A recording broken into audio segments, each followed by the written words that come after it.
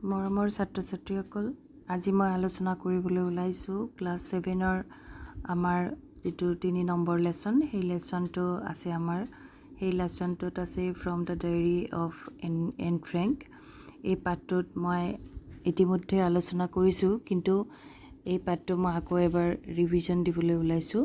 গতিকে তোমালোকে মনোযোগেৰে পাঠটো শুনি যাবা। আৰু পাঠটো যেতিয়াই তোমালোকে বুজিব পাৰিবা, তাৰ ভিতৰৰ প্ৰশ্ন উত্তৰ কৰোঁতে তোমালোকৰ বৰ বেছি অসুবিধা নহ'ব। তে আশা কৰোঁ তোমালোকে পাঠটো বুজিবলৈ চেষ্টা কৰিবা। গতিকে আহাচোন আমি পাঠটোত কি আছে আলোচনা কৰিবলৈ চেষ্টা কৰোঁ। লগতে কিবা যদি কঠিন শব্দ আছে সেইখিনিও আমি আলোচনা কৰিম। Do you have a friend with whom you share your innermost thoughts and feelings? Do you have a friend? তোমাৰ এনেকুৱা কোনোবা বন্ধু আছেনে? With whom, যাৰ লগত you share, তুমি নিজৰ ভাগবিলাক, নিজৰ মনৰ ফিলিংছবিলাক, অনুভৱবিলাক তুমি কাৰোবাক দিব পাৰা বা ক'ব পাৰা। Your innermost thoughts, তোমাৰ অন্তৰত যিবিলাক, মনৰ ভিতৰত যিবিলাক তোমাৰ চিন্তাধাৰা, যিবিলাক চিন্তা মনলৈ আহে, যিবিলাক অনুভৱ হয়, সেইবিলাক তুমি কাৰোবাক শ্বেয়াৰ কৰিব পৰা এনেকুৱা তোমাৰ বন্ধু আছেনে? Thoughts and feelings, তোমাৰ যিবিলাক চিন্তা, তোমাৰ অনুভৱ, সেইবিলাক কাৰোবাৰ লগত শ্বেয়াৰ কৰিব পৰা, কাৰোবাক দিব পৰা, কাৰোবাৰ লগত ভাগ বতৰা কৰিব পৰা এনেকুৱা কোনোবা তোমাৰ বন্ধু আছেনে? Do you note down your thoughts in a diary? তুমি তোমাৰ যিবিলাক চিন্তা আছে সেইবিলাক তুমি কেতিয়াবা কোনোবা ডায়েৰীত লিখি থোৱানে? Discuss with the friend sitting next to you, যে তোমালোকক আলোচনা কৰিবলৈ দিছে। The advantages and disadvantages of writing a diary, যে তুমি তোমাৰ ওচৰত থকা বন্ধুৰ লগত তুমি এই বিষয়ে আলোচনা কৰিব পাৰা যে ডায়েৰী লিখাটো কি সুবিধা আছে, ডায়েৰী লিখিলে বা কি অসুবিধা আছে, সেইবিলাক তোমালোকৰ মাজতে আলোচনা কৰিবলৈ দিছে। তোমালোকেও অনুভৱ কৰিব লাগে যে ডায়েৰী লিখিব লাগে নে নালাগে, বা তাৰ পৰা আমাৰ কি ধৰণৰ উপকাৰ হ'ব পাৰে। Now read about a 13-year-old girl called Anne Frank, whose diary has become a classic, a useful piece of writing remaining popular over decades. যে ক্লাছিক শব্দটোৰ অৰ্থটোৱে কৈছে Now read about a 13-year-old girl. এতিয়া আমি 13 বছৰীয়া ছোৱালী এজনীৰ বিষয়ে পঢ়িম, যাৰ নাম আছিল N Frank. Whose diary has become a classic. আৰু তাইৰ কথা এইকাৰণেই পঢ়িবলৈ ওলাইছোঁ, বা তাইৰ ডায়েৰীখন এইকাৰণেই ইম্পৰ্টেণ্ট যে তাইৰ ডায়েৰীখনে এটা দশক জুৰি মানুহৰ মাজত আলোড়নৰ সৃষ্টি কৰিছিল, পপুলাৰ হৈছিলে, জনপ্ৰিয় হৈছিলে। আৰু তাইৰ লেখাখিনি ইমানেই ইম্পৰ্টেণ্ট আছিলে কাৰণ তাইৰ লগত যিবিলাক ঘটনা ঘটি গৈছিল সেই ঘটনাবিলাকৰ তাইৰ ডায়েৰীখনেই আছিল সাক্ষী। তাই ইমান সুন্দৰকৈ লিখিছিল যিটো আমাৰ কাৰণে থাকি গ'ল। যদি তাই সেইখিনি ফিলিংছ নিলিখিলেহেঁতেন বা সেই সময়ৰ ঘটনাবিলাকৰ বিষয়ে নিলিখিলেহেঁতেন, তেতিয়াহ'লে আমি সেই যিবিলাক ট্ৰেজিক ঘটনা ঘটিছিল সেইবিলাক হয়তো আমি জানিবই নোৱাৰিলোহেঁতেন।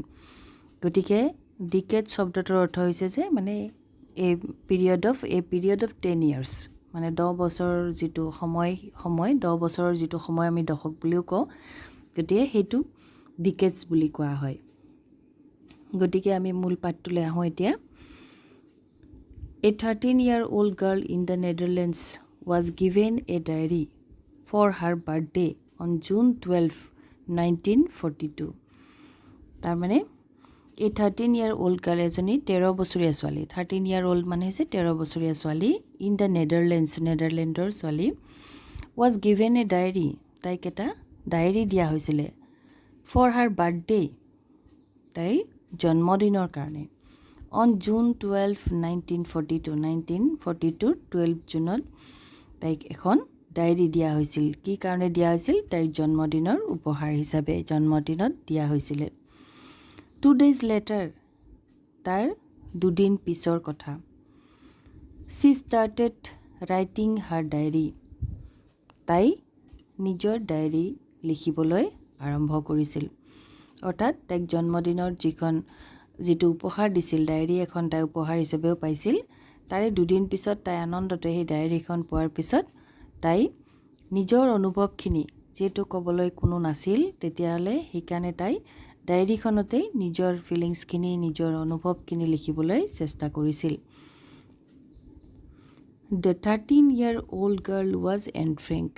এই যে 13 বছৰীয়া ছোৱালীজনী সেইজনী আন কোনো নাছিল সেইজনী আছিল এন ফ্ৰেংক এই 13 বছৰীয়া ছোৱালীজনীৰ কথাই আমি পঢ়িবলৈ ওলাইছো born on June 12 1929 তাইৰ জন্ম হৈছিল জুন মাহৰ 12 তাৰিখ 1929 চনত আৰু তাই ডায়েৰীখন দিছিলে যেটো তাই মানে 1942 চনৰ 12 জুনত তাই এটা বাৰ্থডে আছিল তাইৰ এই বাৰ্থডে দিনাখন দিছিল আসলতে তাইৰ জন্ম চনটো হল মূল 1929 চন She was the daughter of Otto H. Frank and her mother was Edith Frank. তাইৰ দেউতাকৰ নাম আছিল অটো ফ্ৰেংক আৰু মাকৰ নাম আছিল Edith Frank The world would not have known her had her diary not been published after her death. The world would not have known. গোটে বিশ্বই তাইক নাজানিলেহেঁতেন have not known her had her diary not been published after her death. তাইৰ মৃত্যুৰ পিছত তাই যদি যিখন diary সেই ডায়েৰীখন যদি পাব্লিছ নহলহেঁতেন বা প্ৰকাশ নহলহেঁতেন তেতিয়াহ'লে তাইক গোটেই বিশ্বই নাজানিলেহেঁতেন Anne Frank died in a concentration camp in early March 1945.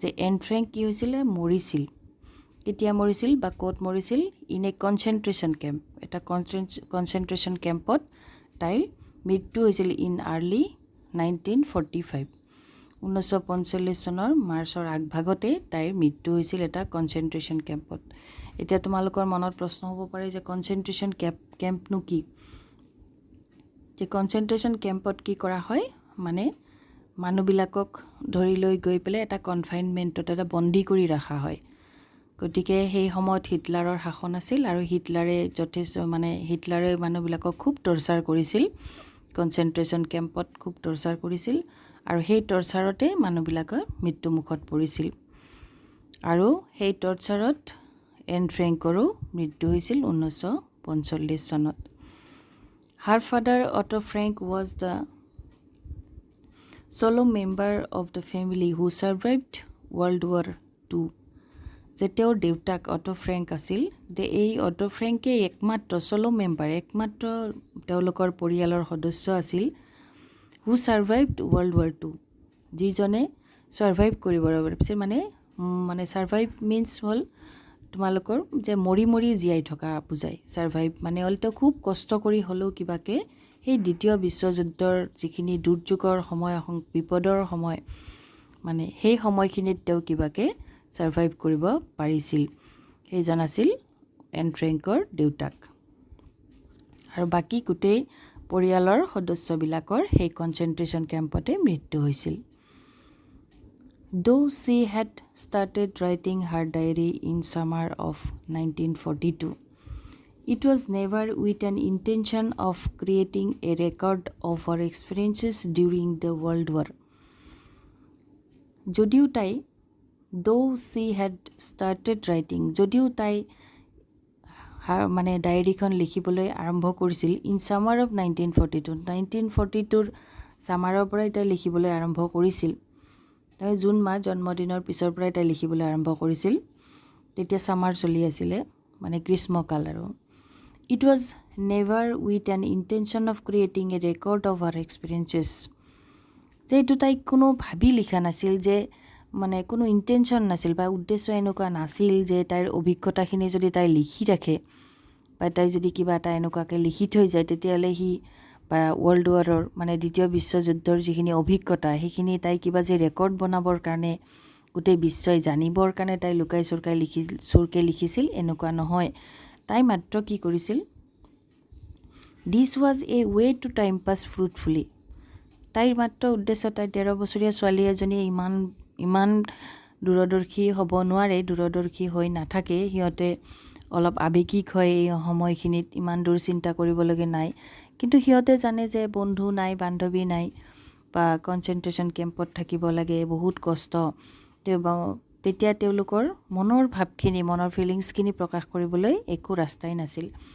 আৰু সেইকাৰণে তেওঁ এইটো ভাবি লৈছিল, এন ফ্ৰেংকে ভাবিছিল যে মোৰ এইটো মানে যাতে সময়খিনি ভালকৈ পাৰ হয়, লিখা মেলা পঢ়া শুনা কৰিলে সময়খিনি ভালকৈ যাব, আৰু সেইকাৰণে তেওঁ এইটো এটা পন্থা হিচাপে লৈছিল।